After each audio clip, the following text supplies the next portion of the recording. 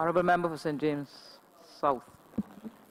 Thank you, Madam Deputy Speaker. And it certainly is not easy to come after the Honourable Member of St. Peter, who, to my mind, gave an excellent presentation just now. I think I wish to start by thanking him very much for the immense contribution that he has made to the Parliament of Barbados, to the people of Barbados, of course, the constituents of St. Peter. Whilst we may have our differences from time to time across the party line, I don't think any one of us in this chamber can say that the Honourable Member for St. Peter has given nothing less than his very best to this Parliament and to this country. And I hope that at the appropriate time, perhaps before the life of this current Parliament ends, that each and every Member of Parliament is given the opportunity to have the whip removed and to give of their genuine commendations to the Honourable Member for his contribution. And I take the opportunity, certainly on behalf of the people of St. James South, to thank him very much for his work. He had also note that, of course, he is one of our most treasured constituents in St. James South. I don't say this to seek to encourage him to cast a vote for me again, but certainly to celebrate the fact that we in St. James South are very proud of his immense contribution to that constituency, the people of St. James South. I certainly wish him well there.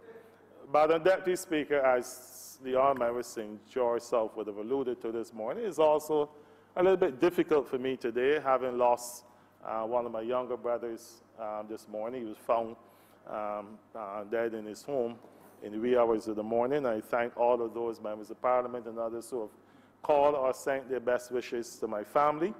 I thank you on behalf of the Inniss family from Bayfield, St. Philip.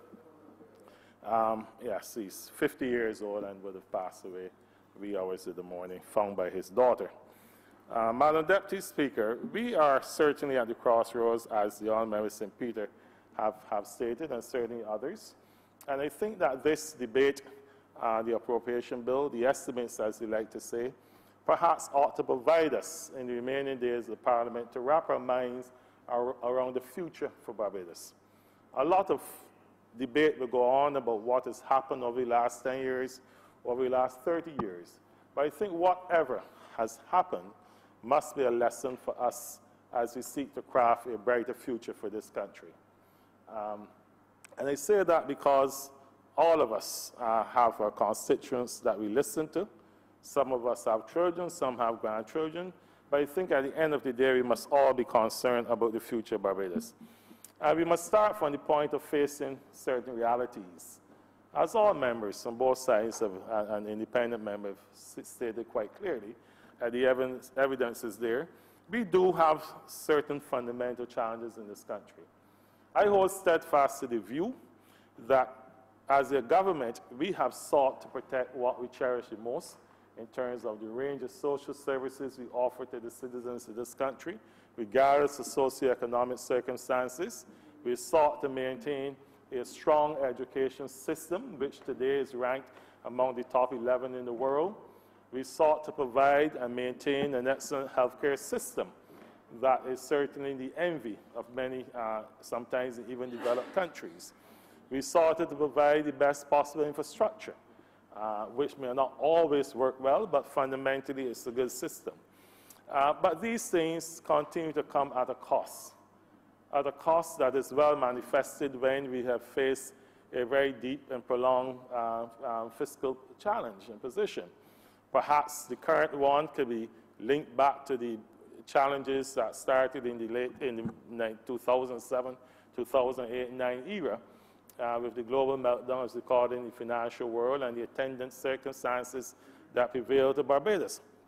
Some of our challenges are external, and indeed, Madam Deputy Speaker, to be frank, many of our challenges are indeed internal. One can argue that there's been a stubbornness on the part of governments to rein in the fiscal deficit. There's been a challenge in terms of the stubbornness of the government to cut back on some of the services we're offering. But let us remind ourselves as politicians that we have constituents out there. We ought certainly to represent and feel the pulse of our people. And no one can deny the fact that we have a duty to try to make our citizens as comfortable as possible. The reality about it is sometimes there are some economic realities that we have to face that does not always make that possible. And the estimates, as has laid here, the expenditure that has been provided, or certain that we are asking the House to vote on, once again reflects our desire to provide that range of services to our citizens in the country. And there's not been a lot of debate thus far on the actual amount being expended, and that perhaps will come as we delve into the various heads that the government decided that we should debate here today. The reality is that we also face, Madam Deputy Speaker, relates to the macroeconomy, as been pointed out. Right now, we are dealing with the issue frontally of the level of foreign reserves. And you know, we have the debate going on, and sometimes what is missing is what does that mean? Why is that so important? Why is it so important you have 12 weeks of coverage? Is it that important today? One should ask themselves as well. What is the real threat to this society and economy if our foreign reserves dip too low in terms of coverage? We also have to ask ourselves fundamentally what is meant, what are the components of that foreign reserves? Is it just what is being held in the central bank, not in the traditional sense? What about what is being held within the commercial banks for their day-to-day transactions? And certainly what is being held in the, let's say, the international business financial services sector that is not counted within our domestic foreign reserves, as we call it. And because I think a lot of the discussion we've had so far do not really unravel a lot of these issues and perhaps give us a better understanding of the true state of the affairs. Because if we don't do that, then we don't really get a good grasp of what we ought to be doing going forward. I know my time is limited, and therefore I will focus on just a few areas in particular. Certainly in terms of the international business and financial services sector that I do have a major responsibility for at ministerial level, there is a constant issue of that part of the challenge we face in Barbados has been that fall in income, corporation tax, attributed to a fall in the international business sector. And the harsh reality, as the Member of Parliament for St. Peter stated, and the Minister of Finance and Prime Minister stated over and over again, we were faced with a situation in the late 2000, 2008-9 era, when the Canadian authorities said, look, if you are prepared to sign a tax exchange information agreement with Canada, as Barbados had at that point in time, pretty much alone, you get the similar benefits that Barbados had been gaining over time. And the harsh reality is that up until then, about 2008-9, 64% of the corporation tax collected by the government of Barbados came from the international business sector, of which probably 80% came from the Canadian-owned entities operating in Barbados, that hitherto had a corporation tax rate that was maxed at 2.5% pretty much. And those companies found Barbados a very attractive domicile because they were able to repatriate to Canada dividends from exempt surplus, meaning that once the dividends were received back to the Canadian shareholder company, there was no tax paid on that once the dividends or the income back in Canada fundamentally was being spent on business-related activities, related to the said shareholder company. If, of course, it was taken out for other non-related activities, you attracted a corporation tax that could be as high as 35%. And my maths may be a little gray since I haven't been practicing in the field for many years, but the reality about that is fundamentally what was being addressed. And we had a situation in Barbados where one entity, for example, had paid, I think in 2009, $80 million in taxes. One entity paid that year $80 million in corporation tax to the then Inland Revenue Department. We took the position that, look, we needed to reduce that tax rate as part of the strategy to retain some of these companies in Barbados. And that was done with deep consultation with the accountants, the BEVA members, and those operating in Barbados. But try as you may, that one entity, for example, that I said that spent $80 million that year, packed up and moved the next year to Cayman Islands, where it's 0% tax, but they got the same benefits as if they'd been in Barbados pretty much. And that happened. And then you add to that the fact that you had the global financial crisis, which naturally affected companies' ability to move offshore, or those who went offshore certainly did not have the resultant net income from which corporation tax is paid. And I think the reality about it is that we lost, or we've not been able to gain the same level of corporation tax from the international business sector since then as we've had hitherto. And that is a real number out there that we've had to face. It's not been easy, it could not be easy to replace that level of taxation or tax income with domestic tax income. Try as you may. Because the reality about it, Madam Deputy Speaker and Chairman members, is that you are speaking to a situation where one entity coming from abroad into Barbados could perhaps be paying as much corporation tax as perhaps 100 entities that are domiciled and owned here in Barbados alone. But meanwhile, when you match that against the continuing commitments that the state has, then you realize you've had somewhat of a fiscal position over time. But I am satisfied, Madam Deputy Speaker, that Barbados will continue to be an excellent domicile for international business financial services. Our goal, as we stated in the strategic plan for the sector that was laid here in Parliament, I think in 2013-14, shortly after I became Minister responsible, was that Barbados become the wealth management center of choice in the Western Hemisphere. And that is a commitment that we still hold steadfast to. That is the goal of the government of Barbados, that Barbados be the wealth management center of choice in the Western Hemisphere. But in order to do that, we have to confront many challenges, exogenous and endogenous challenges. And one of the exogenous challenges, of course, relates to the march towards there being some, what I call international police of the global financial sector. Whether it be the EU, the OECD, the reality about it, I don't need to rehash them here today, there continue to be those challenges that we face. The most recent one, of course, was the blacklisting, quote unquote, by the European Union that would deem Barbados to be an uncooperative jurisdiction. I'm satisfied today, as I said before, that there was a bit of misunderstanding, and we are grateful that on January 23rd, after strong objection by the government of Barbados and the negotiations between my ministry and the EU, that we were removed from that list. But that cannot give us any comfort alone, because, of course, there are other challenges coming down the line, and it's never going to end. And the reality, Madam Deputy Speaker, is that our focus has to be on finding sustainable solutions, not harping just on who will blacklist us and who will do what to us. And what are we doing? Because we need to be real problem solvers in this country and not just complainers. One of the challenges, one of the solutions that we've looked at is, one, greater cooperation and negotiation internally. Our internal public must understand what are the challenges.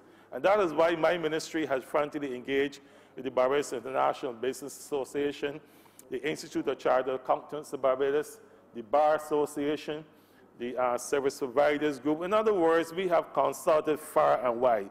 My ministry has taken a position that we don't have all the answers because we don't know all of the problem. And we are not going to come and impose upon a sector our perspectives without consulting deep and wide with that sector. So I can boldly state here that we are a fully engaged sector between public and private sector, and that has yielded great results. There's absolutely no doubt about it. We do not do anything or make major policy decisions without consulting our partners in the sector. We also have accepted, Madam Deputy Speaker, that we need to redefine the international business and financial services sector. You know, I could say to you the statistics regarding the number of licensed entities in the sector over the last 5 or 10 years, etc. But there has been a paradigm shift, as the practitioners will tell you, in moving from licensed entities to regular or what regular business companies or domestic companies to do international business. Unfortunately, our data collection on such has not kept up with such a paradigm shift in structures being used to do business globally from Barbados. And that is one of the matters that we are confronting and implementing. So I've certainly put together a team involving the central bank, the statistical department, data processing, private sector stakeholder, Barbados Revenue Authority, and others, to look at how we can better measure the contribution of the international business sector to the Barbados economy, having first redefined the sector to include licensed and non-licensed entities, as well as to realize that there will be domestic companies owned by Barbadians that are actually engaging fully in international business. So we want to also make a change, or we are making a change in the culture, in helping Barbadians to understand and appreciate that when you manufacture an item here and sell it abroad, or when you provide a service for external parties, you are part of the international business and financial services sector. So when, for example, I'm in Colombia, I sit at the airport and I see a truck that says Goddard's Catering, I feel proud and I realize that that company is actually headquartered in Barbados. So Goddard's is a significant player in the international business sector. First Caribbean International Bank, that's headquartered here in Barbados, I believe based here, is also an integral player in the international business sector from Barbados' perspective. But hitherto, we have always looked at it as foreign entities coming into our space, establishing entities here just for the external market. The other paradigm shift, Madam Deputy Speaker, that has to be made, and I must say in part driven by external forces such as the OECD and EU, is that we have to have more businesses of substance. We have now to address what we call the base erosion profit shifting mechanism of the OECD, which basically says, look, gone are the days where you had brass plate names on the company door, and one entity could be managing 500 or 600 companies. No, the world is moving towards attracting and retaining entities that are actually doing active business in your domicile. And that's why I say, Madam Deputy Speaker, the conversation in the nation today in the Parliament has to be about the future of Barbados. And I say to you that the future of the international business sector in Barbados resides in Barbados being able to continue to attract and retain businesses of substance. And we have a comparative advantage in the sense that our education system, that I alluded to before, for example, are churning up continuously bright young men and women in various disciplines that can provide that level of substance that the global environment is demanding. So when companies come here and we say to them, if you wish to be here, you're going to have to provide great substance, then that creates opportunities for our young attorneys, some who now are struggling because of the sheer number that we have. That creates great opportunity for the accountants. And not just accountants, but those who specialize, for example, in taxation, those who specialize in cross-border transactions, those who specialize perhaps in more passive activities and intellectual property and whatever. But the opportunities are there. The opportunities are there for those who then specialize in technology, that we're able to say to the world, from here in Barbados, you can truly provide a great service to the world. And when you look around, Madam Deputy Speaker, sometimes I'm amazed at the entities that are actually in our space doing business and controlling business around the world. And we've actually just been able to attract some hybrids out to the UK, for example, in December 2016, I think there were like 75 of them that came in 1 month. Significant amounts of money. But we need to be able to retain those going forward. Related to this, of course, Madam Deputy Speaker, as we look towards a brighter future in Barbados, is the fusing of the relationship between international business and tourism. And Minister Seeley and I have talked about this from time to time. All members St. Michael South Central, as recent as this weekend. And my ministry and his ministry are collaborating on such a strategy, because there are a number of high net worth individuals who come to Barbados stay at our luxury hotels, rent expensive villas on the West Coast, in the constituency of St. James Central and maybe St. James North and South to a little bit extent, who sometimes are not exposed to what Barbados has to offer to their enterprises from here. And therefore, we are going to make a stronger stride towards fusing that relationship between tourism and international business, that we can get a better yield out of what we're attracting here. And likewise, from the international business side, yes, we have a numbers who come here for board of directors meetings, shareholder meetings, etc. But we want Barbados to become more of a conference center of excellence and preference to those who come here. So we can have more corporate activities in Barbados. That naturally attracts a greater number of tourists and those who certainly have a higher spend per person than we've had before. So I'm very excited about the international business sector. As I said, if I may surmise on that particular part of my ministry, Madam Deputy Speaker, looking forward, we are going to continue to diversify the markets that we're into. Latin America has started to provide great yields, particularly in the insurance sector.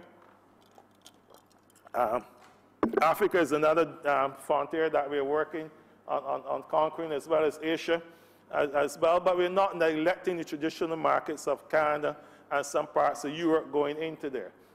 Why some people complain and throw their arms in there about Brexit, we are looking for the opportunities to attract more British-based entities in Barbados that we can grow out as well. But it means that we must continue working together in private and public sector. Of course, Madam Deputy Speaker, to make that happen, we have to focus a lot more on business facilitation. And a lot has been talked about. The Minister of Finance in the Barbados Sustainable Recovery Plan of 2018 speaks frankly to that. But you know, Madam Deputy Speaker, it's within our grasp to make a quick turnaround of that. Part of it lies from our end in the public sector, continue to have a greater appreciation as to how our actions or lack of actions impact upon private sector out there. This battle between private and public sector must come to a screeching halt if you're ready to transform this nation in a very sustainable manner. It can't be us versus them. So when individuals make an application before a government department to have a matter addressed, it is our duty to deal with that in a timely fashion, to say to you, you have made errors in your application. Not wait till you come back and grumble and wonder why you haven't gotten the decision. Get back to the applicant with face and do it electronically. Gone are the days when this paper shuffling, you know, Madam Deputy Speaker, is amazed. And I sit with my cell phone and do all sorts of transactions all over the world. But you have something to do right here in Barbados. You have to take half day from the office and go stand up in the line and wait to get matters addressed. This is not a BLP or DLP issue. This is a Barbados issue that we must confront. Of course, I also must realize on the other end that sometimes the public sector is not appropriately structured and resourced to address some of these changes. You have public officers who are well intent, but perhaps don't have the experience, the acumen to really think and act fast and such. Sometimes they are challenged because they don't have the technology. You know, I still see in estimates meetings, sometimes people are arguing about a computer here and a printer here. My attitude is very simple. I want to see the bulk of the public servants with some kind of electronic device. You know, iPad and these tablets and things these days, they are so inexpensive. Let the officers have them. Let them take them home. Yes, let them take them home. Let them work with them. There are all sorts of security levels that you can put in place to address such. But we need to move away from this paper-based type thing and start really thinking and acting outside the box and embracing technology to transform our nation as well. Of course, Madam Deputy Speaker, business facilitation goes, you know, in many, many ways, but at the core of it, there must be a paradigm shift in our thinking and realizing that, look, we need the government to have very clear and concise rules of engagement and consistency in application. All investors, domestic, regional, and international, want certainty. They want certainty of process. They want to know what the process is. They want to know that when they make an application, it's going to be handled in a reasonable time frame and that we stick to that. They want to know that there are checks and balances in the system at a high level of accountability. And I'm satisfied, Madam Deputy Speaker, a lot of these things are embedded in our estimates that we present to the Chamber here today. I know I have to wind up quickly, Madam Deputy Speaker. A lot more time will come up over the next couple of days to engage. But fundamentally, the government has certainly over the last decade or so sought to try to keep this society together, keep the economy together. Yes, there are those who like to preach doom and gloom and nothing works in Barbados, you know, and yes, we have our challenges, but Barbados is not gone to hell in a handbasket.